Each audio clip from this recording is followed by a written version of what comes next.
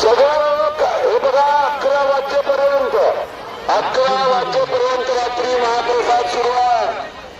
प्रसाद एकही मिनिट बंद राहणार नाही. गोपाळबाबा लाईट त्यामुळे सर्वांना एक विनम्र विनंती आहे, कृपया काही बरोबर करू नका. फक्त तुम्ही वेळ द्या. सर्व गोष्टी या ठिकाणी आपण करतो आहोत. सर्वांचं नियोजन होईल.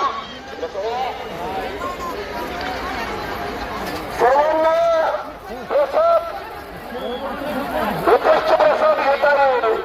कुणाची गैरसोय होणार नाही याची काळजी आपण सर्वांनी करायची आहे.